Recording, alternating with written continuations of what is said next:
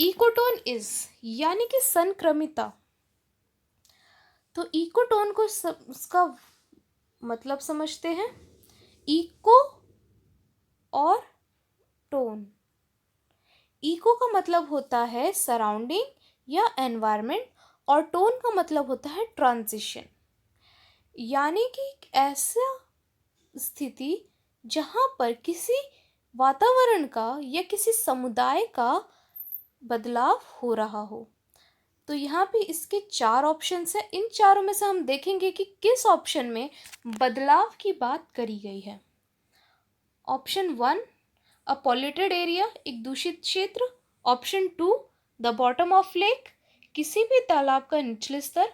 Option 3 a zone of transition between two communities, एक ऐसा क्षेत्र जहाँ पे दो समुदायों का बदलाव किया जा रहा हो। या option D a zone of developing communities, एक ऐसा क्षेत्र जहाँ पे किसी समुदाय का विकास हो रहा हो।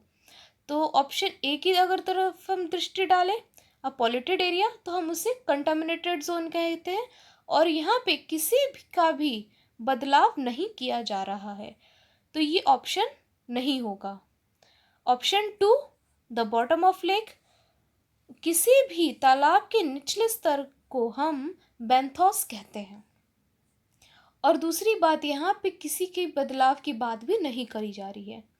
Option 4 a zone of developing communities, यहाँ पे बदलाव की बात ना हो करके किसी के विकास की बात करी जा रही है। ऑप्शन 3 जो कि इस प्रश्न का सही उत्तर है, a zone of transition between two communities, यानी कि दो समुदायों के बीच का जो परिस्थिति है वह इकोटोन कहलाता है। इकोटोन को अब हम एक उदाहरण की तरह समझते हैं।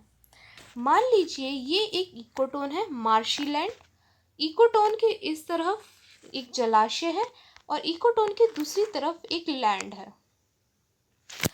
तो जैसे जैसे ये इस जलाशय का पानी सूखता है तो वह एक मार्शी एरिया में बदल जाता है, और जैसे जैसे मार्शी एरिया में बदलाव आता है वह एक ठोस ज़मीन में बदल जाता है।